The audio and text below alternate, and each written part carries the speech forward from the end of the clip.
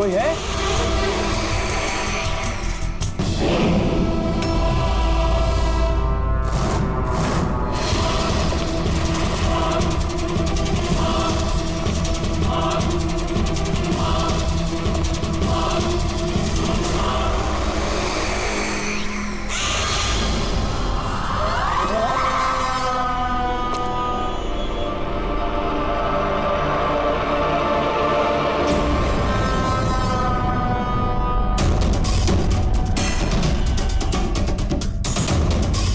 कौन है वहाँ?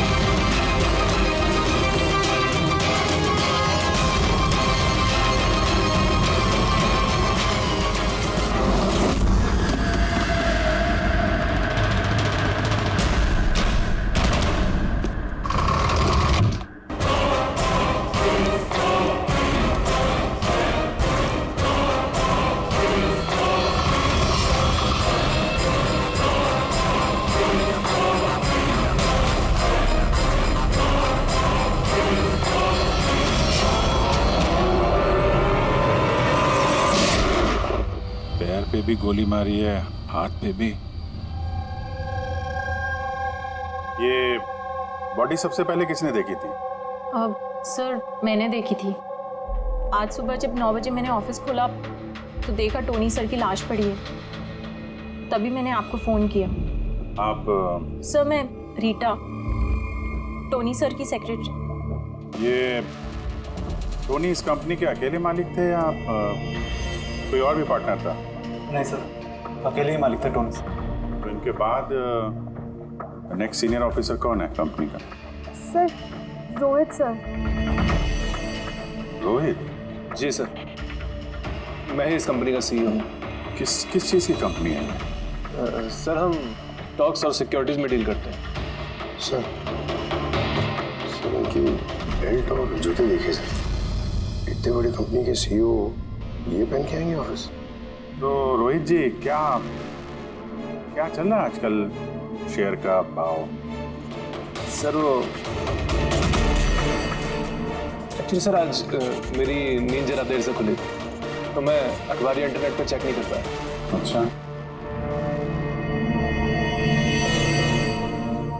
तो आपकी कंपनी का कौन सा अच्छा स्टॉक है जो बढ़िया परफॉर्म कर रहा हो, उसके बारे में कुछ बताइए। क्या नाम है उसका? सर वो याद नहीं आ रहा सर। तो आप लोग बताइए स्टॉक के बारे में, एक भी स्टॉक का नाम बताइए आप लोग।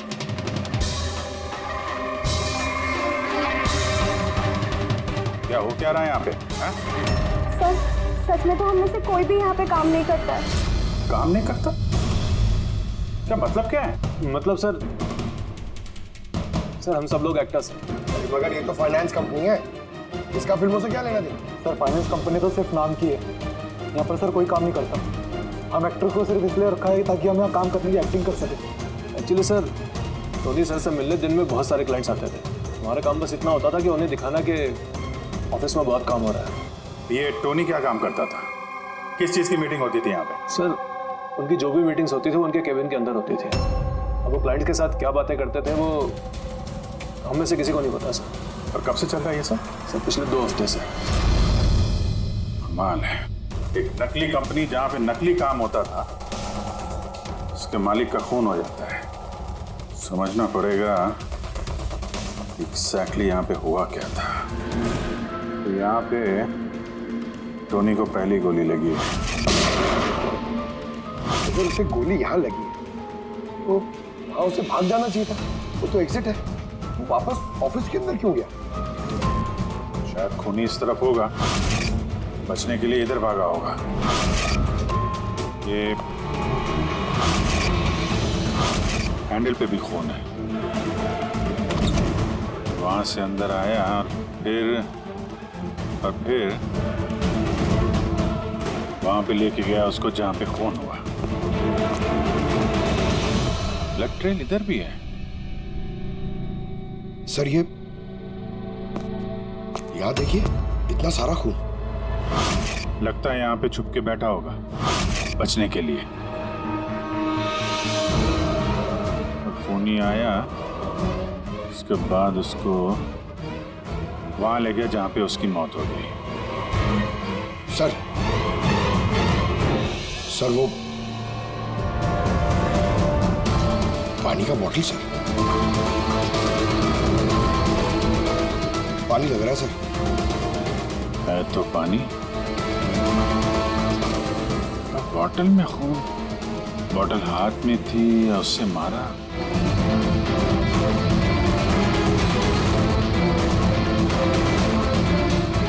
यहाँ तो खून है नहीं, खून तो वहां है, तो इसका मतलब खून यहाँ पे है तो शायद ये बॉटल यहीं होगी। यहाँ पे छुपा होगा तो बॉटल हाथ में ली होगी बचने के लिए। यहाँ वहां जाते समय गिर गई, यहाँ पे भी खून। वहां से आया तो इस पे हाथ लगा और सर हाँ, यहाँ तो ब्लड ट्रेल है।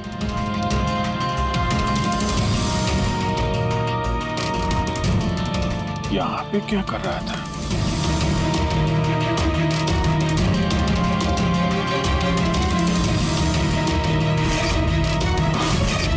यहाँ पे पंजे का निशान है, यहाँ भी खून है, यहाँ भी पंजे का निशान है। कुछ पकड़ रहा था या फिर? अरे क्या? ठीक हो? हाँ सर। गन छुपा के रखी है अंदर। क्या इसी को ढूंढने आया होगा, लेकिन इसके पहले गन तक पहुंचता खूनी पहुंच गया इसके। मगर सर ये ऑफिस में उसने गन क्यों छुपा के रखी? ऑब्वियसली उसकी जान को खतरा होगा। इतना गड़बड़ घोटाला करके रखा हुआ था यहाँ पे, एक्टर्स लोगों को हायर करके रखा था। पता नहीं कितने दुश्मन होंगे इसके। ये डायरी भी।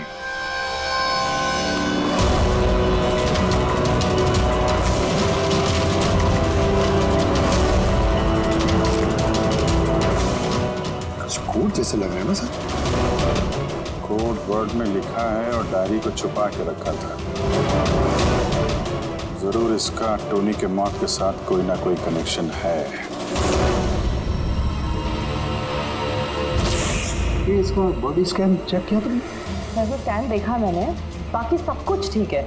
सिर्फ इसके एब्डोमेन में मुझे कुछ अजीब सी गोल गोल सी चीज नजर आ रही है, समझ नहीं आ रहा क्या है। चलो देखें क्या। ये देखिए सर, ये जो गोल गोल सी चीज है ना तारिका, ये मेटेलिक चीज है, कोई something metallic. Metallic like coin जैसी। एब्सोल्युटली। लेकिन ये इसके एब्डोमेन में आई कैसे? एक काम करते हैं, इसके पोस्टमार्टम से ही पता लगेगा आखिर ये चीज है क्या।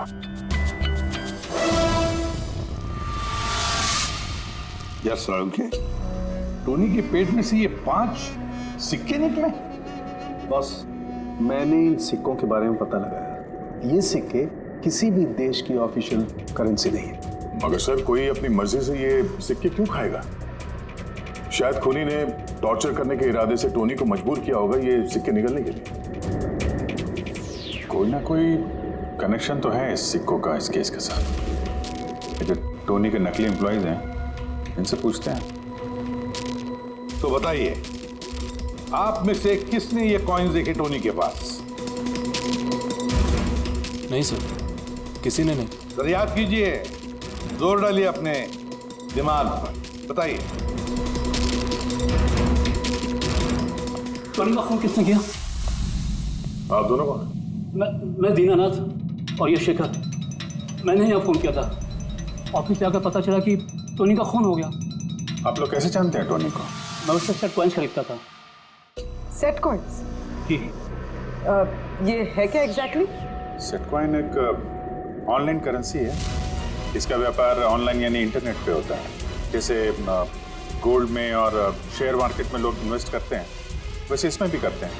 बस अंतर यह है कि ये फिजिकल फॉर्म में नहीं होता, गोल्ड कॉइन की तरह, है ना? नहीं सर, होता है ना, जैसे गोल्ड कॉइन होता है ना, वैसे ये कॉइन भी बाजार में मिलता है। टोनी उन चुनिंदा लोगों में से था जो इनका व्यापार करता था। एक मिनट दीनानाथ जी, क्या ऐसी कॉइन्स आपने खरीदी थी टोनी से? हाँ सर, मैंने ऐसे ही 10 कॉइन्स खरीदे थे और एक कॉइन की कीमत 3 लाख रुपए थी। ये देखिए। माय गॉड, ये तो ठीक वैसे ही है सर। सर, आप लोगों को तो अंदाजा भी नहीं होगा कि ये कॉइन्स खरीद के कितने लोग करोड़पति बन चुके हैं। इनकी कीमत भी दुगनी हो चुकी है। मैं तो और भी खरीदना चाहता था, शेखर को बुलाया था ताकि ये भी इन्वेस्ट करे। दीनानाथ जी, आपके साथ धोखा हुआ है। जी हाँ, ये जो सेट कॉइन्स है ना, ये इंटरनेट करेंसी, ये सोने के सिक्कों की तरह बाजार में नहीं मिलती। आपके साथ झूठ बोला टोनी ने। मेरे सारे पैसे डूब गए, इन कॉइन्स की कोई कीमत नहीं रही। दीनानाथ जी, इस टोनी की जैसे 420 दुनिया में बहुत है जो खुद के फायदे के लिए आप जैसे लोगों को फंसाते हैं। काश अपने पैसे इन्वेस्ट करने से पहले आपने थोड़ी जांच पड़ताल की होती। अच्छा वो मैंने पैसे इन्वेस्ट किए, वरना मैं भी लूट जाता। बेटी की शादी कैसे होगी? मैंने अपनी सारी जमा पूंजी इसमें लगा दी, अपने प्रोविडेंट फंड्स के पैसे भी। सर, लगता है टोनी ने जानबूझ के थोड़े ज्यादा उम्र वालों को ही अपना निशाना बनाया है। हमें टेक्नोलॉजी और इंटरनेट के बारे में ज्यादा जानकारी होती नहीं है। हाँ सर। सर, कहीं ऐसा तो नहीं कि जिन जिन लोगों को टोनी ने धोखा दिया है उनमें से किसी ने टोनी का खून कर दिया? हो सकता है दया, बिल्कुल हो सकता है। टोनी के इस खूनी तक पहुंचने के लिए हमें पहले ये पता लगाना चाहिए कि टोनी ने कितने सारे लोगों को ये सेट कॉइन्स को लेकर फंसाया है। और फिर ये भी जानना बहुत जरूरी है कि टोनी के पेट में ये सेट कॉइन्स गए कैसे। सर, मैंने इस टोनी का पूरा इतिहास चेक किया। उसके पास कई नकली आईडी कार्ड्स थे, उस पर अलग अलग एड्रेसेस, अलग अलग फ़ोन नंबर्स। सर, हमें तो ये भी नहीं पता है कि टोनी उसका असली नाम है भी या नहीं। फिलहाल तो हमें ये भी नहीं पता सर कि ये सारे जुर्म उसने अकेले किए हैं या कोई पार्टनर भी है उसका। यानी जो कोड क्रैक हो जाए ना, वो कोड जो टोनी के ऑफिस वाले डायरी में मिला था, बहुत सारे सवालों का जवाब मिल जाएगा। सर, एक कोड क्रैक करने वाले एक्सपर्ट को हमने कांटेक्ट किया है, शायद बहुत जल्दी इसका हल निकाल लेगी वो। और ये जो टोनी का सारा ऑफिस स्टाफ आया था, ये जो एक्टर्स उसके ऑफिस में काम करते थे, उनको कैसे पता चला इस टोनी के बारे में? सर, एक अशोक नाम का कास्टिंग डायरेक्टर है, उसी ने ये सारे एक्टर्स भेजे थे टोनी के ऑफिस में। बस तो मिल लो इस अशोक से, मिल लो। सर, कॉमेडी, रोमांस, हर इमोशन एकदम कूट कूट कर भरा है उसमें। क्या नहीं चलेगा? अच्छा ठीक है सर, मुझे थोड़ा टाइम दीजिए, मैं भी भेजता हूँ। ठीक है सर, ठीक है। अरे अशोक जी, मेरी फोटो भेज दीजिए ना। एक्शन, कॉमेडी, रोमांस, सब में नंबर 1 हूं मैं। देखो भाई, तुम हीरो तो बन नहीं सकते, एक कॉमेडियन का रोल है, करोगे? कॉमेडी? और हाँ, तुम्हारे चेहरे में मुझे एक कशिश दिखती है। एक आर्ट फिल्म के लिए मेरी बात चल रही है, तुम एक काम करो, एक ऑडिशन दे दो उसके लिए। अच्छा, क्या रोल क्या है? रोल एक पुलिस वाले का है। अरे ये तो मेरे बाएं हाथ का खेल है। पुलिस वाले का रोल करने का तो बड़ा एक्सपीरियंस है मुझे। एक्सपीरियंस है पुलिस वाले के रोल का? अरे रोज ही पुलिस वाले का रोल करते हैं। आप ये देखिए, ये सीआईडी असली है क्या? असली है, और जिस जेल में तुझे लेके जाएंगे ना, वो भी असली है। जेल? अब बजी दिमाग की घंटी। नहीं, कौन है? कौन है ये? हा? इसको एक्टर सप्लाई किए थे ना तूने ऑफिस में काम करने की एक्टिंग करने के लिए, भूल गया तू? सर आपको जरूर कोई गलतफहमी हुई है। देख, सीआईडी के सामने एक्टिंग करेगा ना तो बहुत भारी पड़ेगा तुझे। यही 11 एक्टर भेजे थे ना तुमने टोनी के पास? हाँ याद आया, भेजा था मैंने, लेकिन सर काम करने की एक्टिंग के लिए नहीं भेजे थे, बल्कि टोनी ने मुझसे ये कहा था कि वो एक शॉर्ट फिल्म बना रहा है और उसको कुछ स्ट्रगलिंग एक्टर चाहिए। जो एक्टर तूने भेजे थे ना उसका इस्तेमाल करके उसने बहुत बड़े घपले किए हैं। सर ये बात मुझे कैसे पता चलेगी? सर पूरे 12 में से किसी भी एक्टर ने मुझे ये बात नहीं बताई सर। 12? सर उसकी ऑफिस में तो 11 लोग थे, ये 12वां कहां से आ गया? अच्छा, वो जो एक्टर भेजे थे उनकी लिस्ट दिखाना जरा। जी सर।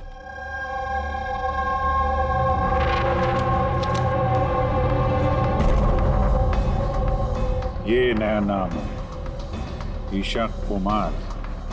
ये नहीं थी उस वक्त वहां पे, ये कहाँ गायब हो गई? सर इस केस में सवाल ज्यादा है, जवाब कम है, और वो कोड भी क्रैक नहीं हुआ अभी तक। सर रीना जी, आपने हमें यहाँ टोनी के घर पे क्यों बुलाया? और वो उन कोड्स का हल निकाल पाई या नहीं? काफी टेढ़ा कोड है सर, बिना साइफर के हल निकाल पाना नामुमकिन है। साइफर? ये साइफर क्या होता है? साइफर कोई ऐसी किताब या डायरी होती है जिनके अंदर इन खुफिया कोड्स का राज छुपा होता है। फ्रेडी, जैसे अंडरवर्ल्ड की दुनिया में ये चीजों के नाम को कोड्स में इस्तेमाल करते हैं, जैसे गन है उसे घोड़ा कहते हैं, और कौवा मतलब मोबाइल, तो ये सारे कोड्स एक साइफर में होते हैं। अगर ये साइफर मिल जाए तो सारे सवालों के जवाब मिल जाएंगे। सर मुझे लगता है कि टोनी इस साइफर को ऐसी जगह रखता होगा जहाँ से उसे वो आसानी से देख सकता हो या पढ़ सकता हो। लेकिन सर उसका ऑफिस तो अच्छी तरह से चेक किया था, वहाँ पर तो कुछ भी नहीं मिला। तो हो सकता है टोनी के घर पे मिल जाए। ये देखिए सर, बड़ा अजीब सा निशान इस पेपर पर, शायद ये निशान इस कोड का कोई अहम हिस्सा है। तो इस निशान का राज यहीं कहीं होना चाहिए। घर का एक कोना चेक करते हैं।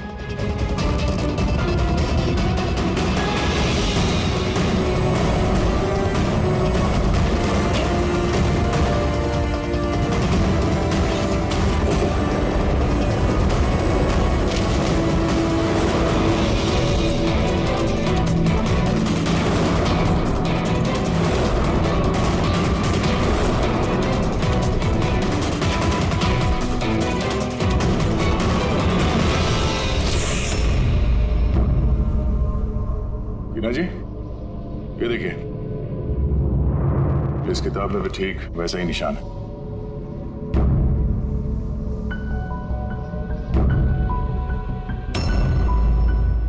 सर यही तो साइफर है। ये देखिए, इस पेज पर सिर्फ 7 सेंटेंसेस हैं और इसके हर सेंटेंस के फर्स्ट वर्ड को हम हाईलाइट करके देखते हैं।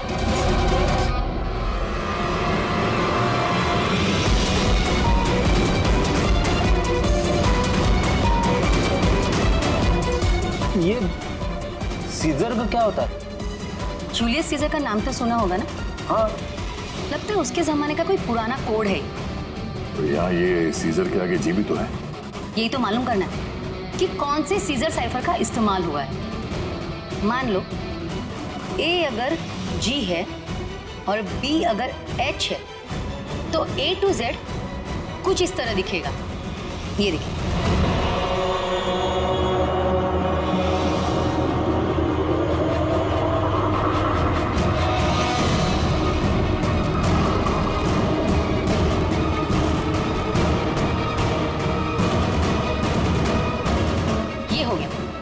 अब हम इसे फॉलो करके देखते हैं कि हमारा कोड का मतलब क्या है। और हमारा पहला कोड है SUNGTQASGX-10। अब हम इसे मैच करके देखते हैं। SMUONHAN। मोहन,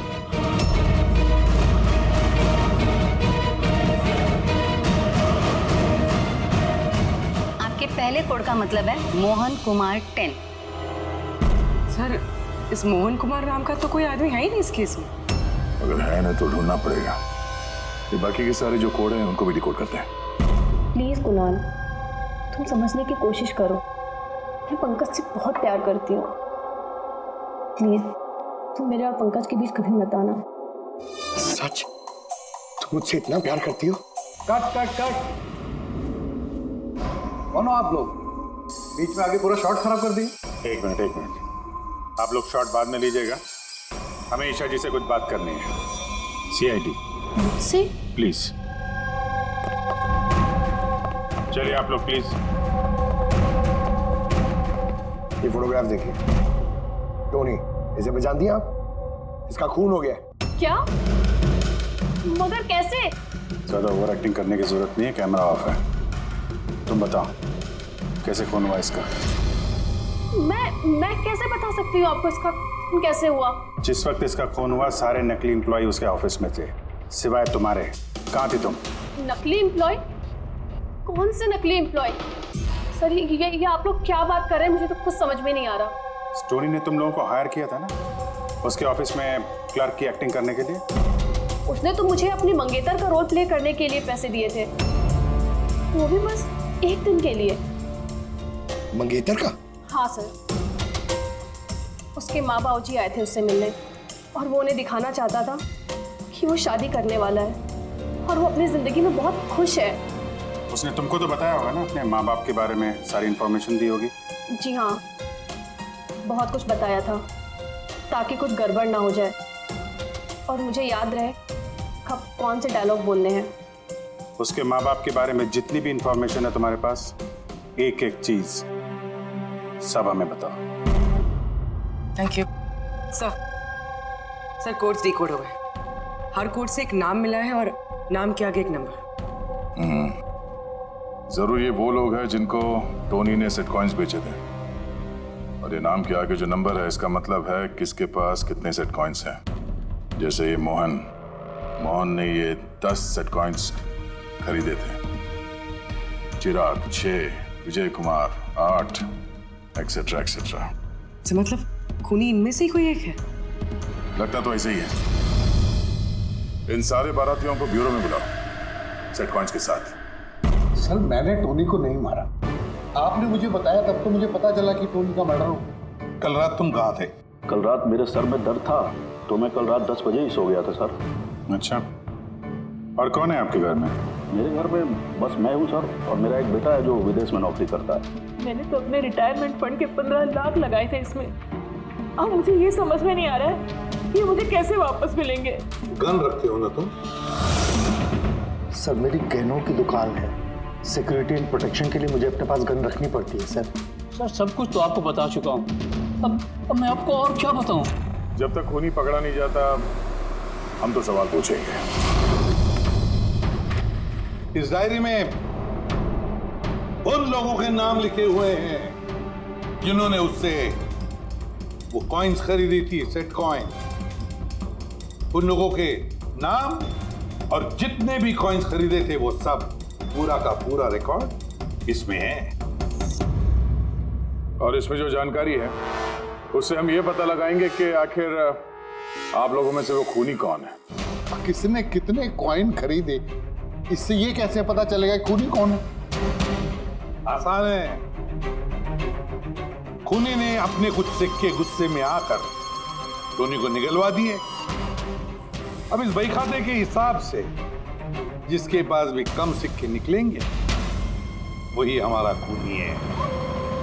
चलिए आप सब लोग अपने अपने सेट कॉइन्स के सिक्के गिनती करवाइए।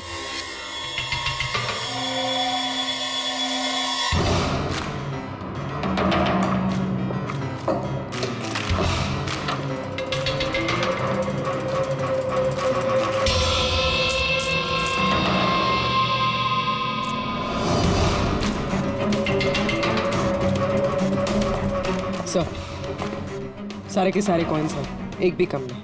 कोई भी कम नहीं? ये कैसे हो सकता है? अब तो यकीन हो गया ना आप लोग को कि हम निर्दोष हैं।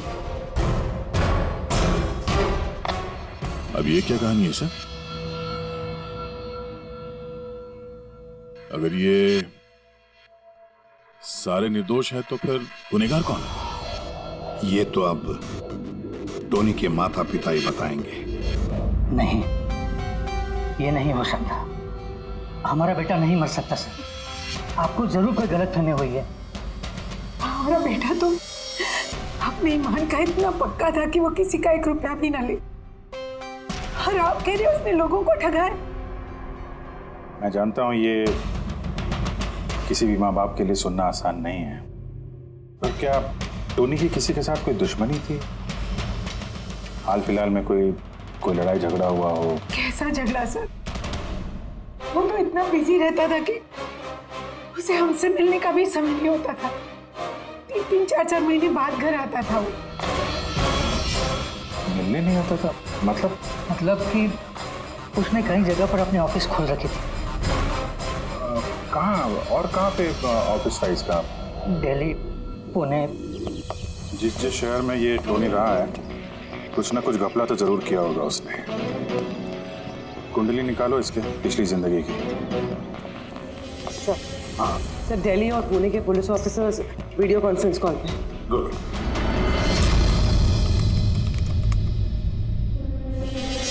सर, इस स्केच को देखिए सर। टोनी से इसकी शक्ल मिलती है। इस आदमी के खिलाफ 2 साल पहले यहाँ दिल्ली में FIR दर्ज हुई थी। कई लोगों के साथ में चिट फंड में इसने घोटाला किया था। लेकिन सर, इसका नाम टोनी नहीं बल्कि अमर है। सर, यहाँ पर उसका नाम प्रशांत था। पिरामिड स्कीम के नाम पर उसने लोगों को बड़े बड़े सपने दिखाए और कई लोगों के पैसे खा गए। बहुत लोगों ने उसके खिलाफ कंप्लेंट भी दर्ज की। सारे शहरों में यही कारनामा किया सर इसने। एक शहर से बेईमानी का पैसा इकट्ठा करके दूसरे शहर को रवाना हो गया किसी और को टोपी पहनाने। इसका मतलब है इस टोनी के दुश्मन सिर्फ इसी शहर में नहीं, बाकी शहरों में भी हैं। तो खूनी में से कोई हो सकता है। मतलब सर, हर शहर से ऐसे लोगों की लिस्ट निकालनी पड़ेगी जिनके साथ धोखा हुआ है। सर, यहाँ पर उसके खिलाफ कल्पेबल होमिसाइड की केस भी है। ये आलोक नाम के आदमी के उसने पैसे खा लिए थे।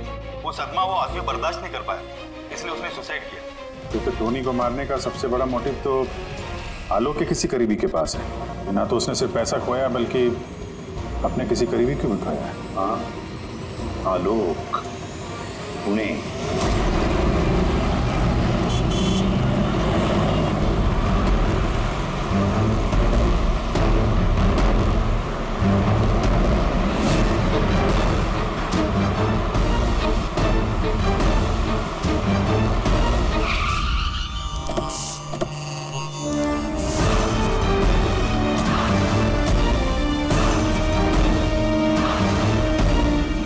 लगता है आलोक की बीवी सरिता घर पे नहीं है सर। हाँ, गया। आज सुबह से नहीं है। आज का पेपर और दूध। पंकज सर, जाके जरा पड़ोसियों से पूछताछ करो। Excuse me. जी, मैं ऑफिसर पंकज हूँ, CID मुंबई से। हेलो सर, मैं पूनम। हेलो, ये सरिता यहाँ रहती हैं? ये कहीं गई हुई है बाहर, आपको पता है? वो तो नहीं पता। क्यों, कोई प्रॉब्लम हो गई है? इनके घर की कोई एक्स्ट्रा चाबी होगी आपके पास? सर, हाँ, ये पूनम जी हैं, सरिता की नेबर।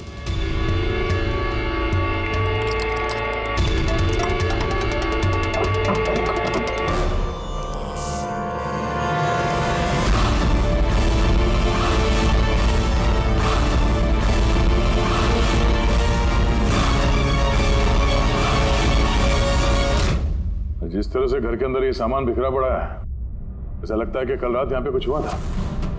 हुआ तो था जरूर दया, कुछ न कुछ तो हुआ था। ये देखो, खून के निशान। ऐसे लग रहा है जैसे किसी को घसीट के यहाँ से ले जाया गया। सर, कहीं किसी ने सरिता का किडनैप तो नहीं कर लिया? पूनम। हाँ सर। सरिता को आखिरी बार कब देखा था तुमने? सर, रात के 2 बजे जब मैं नाइट शिफ्ट से घर वापस आई। उस वक्त शायद सरिता जाग ही रही थी क्योंकि यहाँ पे टीवी चल रहा था। उसके घर के आसपास किसी को देखा, कोई आया हो उनसे मिलने के लिए? कुछ और तो नहीं, पर हाँ, एक वाइट कलर की वैन थी जो घर के बाहर खड़ी थी, पर सुबह वो वहाँ नहीं थी। तो उस वैन को पहले भी कभी देखा था यहाँ आसपास? नहीं, कभी नहीं। अच्छा, उसका नंबर याद है, नोट किया था? नंबर तो नहीं नोट किया, मैंने ध्यान नहीं दिया। अच्छा, तुमने कुछ शोर शराबा या झगड़ा वगैरह सुना उस वक्त? हाँ, आवाज़ें तो आ रही थी जोर जोर से, पर मुझे लगा कि शायद सरिता जाग रही है, टीवी देख रही है, तो मैंने उतना ध्यान नहीं दिया। अच्छा पूनम, ये जो तुमने लड़ाई झगड़े की आवाज़ें सुनी, कितने बजे थे? यही करीब 3 बज रहे होंगे। 3 बजे? तो सरिता का किडनैपिंग 3 बजे हुआ था। तो डेफिनेटली ये सरिता का किडनैपिंग और टोनी का मर्डर, इन दोनों का आपस में कोई ना कोई कनेक्शन है सर। 100% है, कनेक्शन 100% है, पर इससे पहले कि सरिता को कुछ हो जाए उसे हमें बचाना होगा। और पंकज सर, ये व्हाइट वैन, सफेद वैन जो पूनम ने अभी अभी बताया, उस वैन की पूरी इंफॉर्मेशन चाहिए हमें, पूरी की पूरी इंफॉर्मेशन।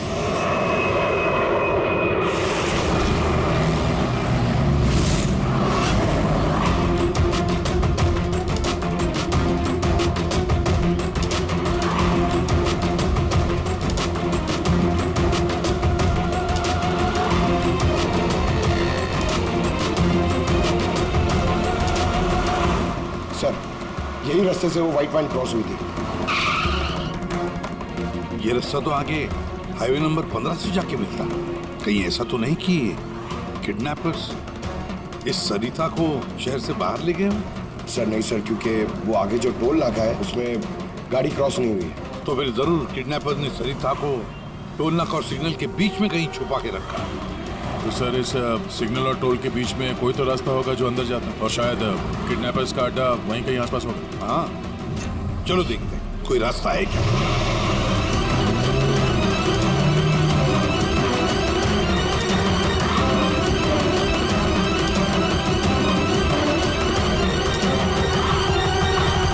सर, ये एक रास्ता है जो अंदर जाता है।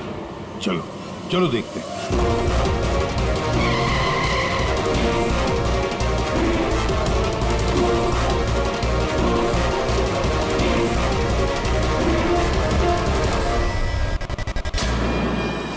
सर वो पीछे।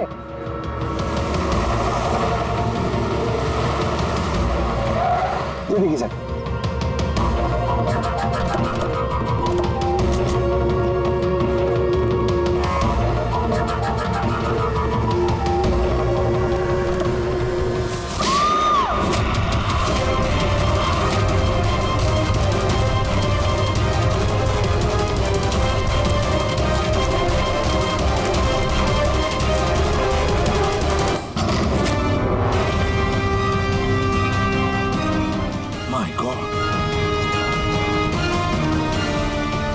सरिता, सर अंदर कोई नहीं है। तुम ठीक हो?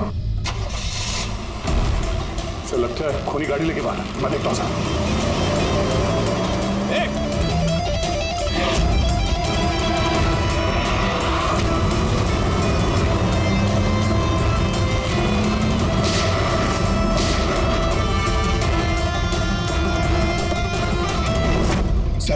एम्बुलेंस आ रही है। सरिता, ये बताओ किसने किया ये सब? उसने मेरी आंखों में पट्टी बांध रखी थी, इसलिए उसका चेहरा भी नहीं देख पाई मैं। नहीं सर, निकल गया। गाड़ी का टायर पंचर करके गया वो। सरिता बताओ क्यों किया होगा ये सब उसने? सर उसको मेरे पति आलोक का फाइनेंशियल रिकॉर्ड चाहिए था, पता नहीं क्यों। पर तुम्हारे पति आलोक अब इस दुनिया में नहीं रहे ना? हाँ सर, उन्होंने आत्महत्या कर ली थी क्योंकि किसी फ्रॉड ने उन्हें धोखे से लाखों रुपए लूट लिए। पर वो पैसे भी उनके नहीं थे सर, उन्होंने किसी से कर्जा लिया था, पर कर्जा ना चुकाने की वजह से उन्होंने सुसाइड कर ली सर। अब ये क्या चक्कर है सर? ये किडनैपर को आलोक के फाइनेंशियल रिकॉर्ड्स में इतनी दिलचस्पी क्यों होने लगी? पंकज, यार इस किडनैपर को दिलचस्पी इसलिए कि मुझे तो लगता है कि ये किडनैपर, ये खूनी भी वही है जिसने आलोक को पैसे दिए थे।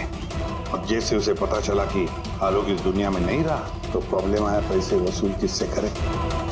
उसे पता चला कि आलोक का सारा पैसा टोनी के पास है तो उसने टोनी को खत्म कर दिया और फिर खुद पर इल्जाम ना आए सारे सबूत मिटाने के लिए उसने सरिता को फोन किया और उसे पूछा कि आलोक का सारा फाइनेंशियल रिकॉर्ड कहां पर है। कौन हो सकता है ये? सरिता सर, एक काम कर सकती हो? हाँ सर। आलोक की फाइनेंशियल रिकॉर्ड्स हमें दे सकती हो? माय गॉड, यार ये मुजरिम जो भी कोई है हमसे पहले यहाँ पहुंच गया और देखो लगता है सारे सबूत जलाकर राख करने की कोशिश की है उसने। बस सर उस कंप्यूटर के साथ कुछ करना दिया हो जिसमें आलोक के फाइनेंशियल रिकॉर्ड्स हैं। तो फिर देखो जरा कोई कंप्यूटर या लैपटॉप वगैरह मिलता है क्या? सर, हाँ लैपटॉप मिल गया। वंडरफुल। सर, आलोक फाइनेंशियल फाइल। गुड। अब इसकी फाइल ओपन करने की कोशिश करो, जरूर उसमें उसके कर्जदारों की लिस्ट मिलेगी हमें। खुल गया सर। इससे तो कई सारे लोगों से कर्जा लिया है सर, और सबसे ज्यादा कर्जा दिया है शेखर ने। शेखर? कहीं वही शेखर तो नहीं जो दीनानाथ के साथ हमसे मिलने आया था? मैं दीनानाथ, ये शेखर। हाँ सर वही है। तो दया, इस शेखर का पिंजरे में जाने का वक्त आ गया। वो सफेद वैन तो मिल गई सर, पर शेखर का अभी तक कुछ पता नहीं चल पाया। सर, शेखर भले ही खून करके भाग गया हो लेकिन ज्यादा दूर नहीं जा पाएगा। फिर भी कुछ ना कुछ तो गड़बड़ जरूर है इस केस में, पता नहीं क्यों लेकिन सही नहीं लग रहा है मुझे। क्या हुआ सर, आपको कुछ और लग रहा है क्या? अब जिस तरह सोचो, ये सरिता का किडनैप होना, उसके बाद में हमें बड़े आसानी से वो सफेद वैन मिलना, लावारिस पड़ी हुई, उसके बाद में आलोक की फाइनेंशियल रिकॉर्ड जिसमें शेखर का भी नाम है, वो भी बड़े आसानी से मिले हमें। हाँ सर, वो फाइनेंशियल रिकॉर्ड लैपटॉप के डेस्कटॉप पे था। यही तो मैं कह रहा हूँ दया, गड़बड़ है। हालांकि ये ऐसे फाइनेंशियल रिकॉर्ड्स अलग से फोल्डर में होने चाहिए, पासवर्ड प्रोटेक्टेड होने चाहिए ना। सर, लेकिन अगर हमें वो सुराग मिल रहे तो ये तो अच्छी बात है ना। नहीं पंकज, हमें सुराग मिल नहीं रहे हैं, सुराग हमें दिए जा रहे हैं एक के बाद एक, एक के बाद एक। इसीलिए तो मैं कह रहा हूँ ना, गड़बड़ है, कुछ ना कुछ तो गड़बड़ जरूर है। हमें गुमराह करने की कोशिश हो रही है। टोनी के बारे में आपको जो कुछ भी याद है जरा डिटेल में बताइए। बात करने में, लोगों को बड़े से बड़े सपने दिखाने में बहुत अच्छा था ये टोनी। ऐसे किसी से घुल मिल जाता था केवल 2 मिनट में कि जैसे आपको लगे कि दुनिया में उससे अच्छा आपका कोई दोस्त है ही। और हाँ सर, आलीशान पार्टीज वगैरह रखी थी उसने अपने इन्वेस्टर्स के लिए। उन पार्टीज की तस्वीरें हैं आपके पास? सर, हाँ सर, पूर्वी ने ये फोटो भेजी है, सस्पेक्ट के घर से मिली है। अच्छा, तो ये है वो इस पूरे खेल के पीछे। मतलब शेखर भी इसी के कब्जे में होगा सर। इसका फोन ट्रैक करो, शेखर की जान को खतरा है, शेखर को बचाना होगा।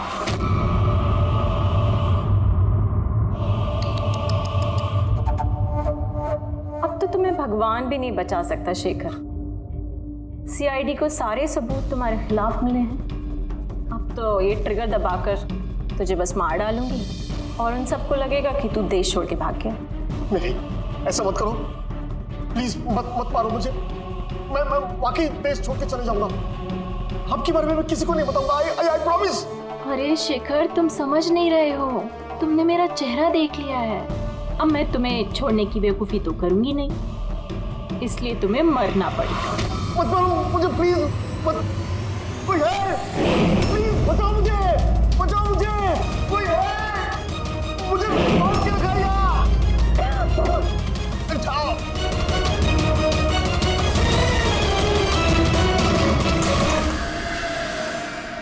उठ, उठ।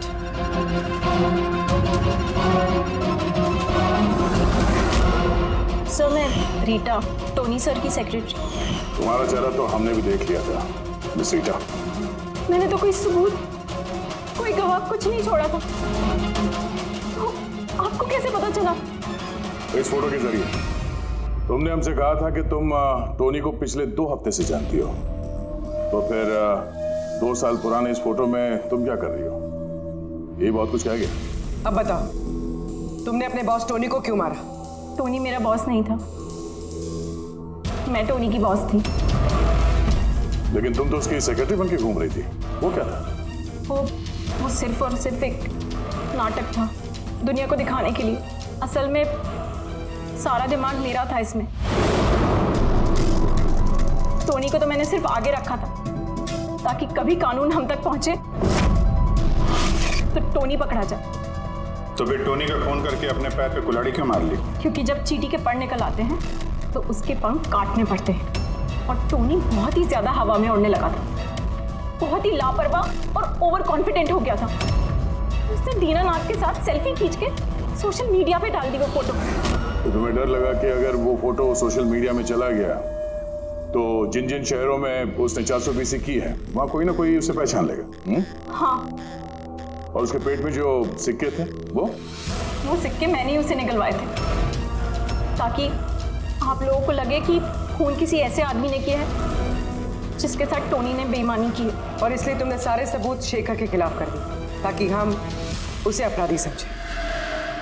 न जाने कितनी जिंदगियों के साथ खेला है तुमने। देश भर में न सिर्फ लोगों के पैसे चुराए बल्कि उनकी खुशियां, सपने सब छीन लिए।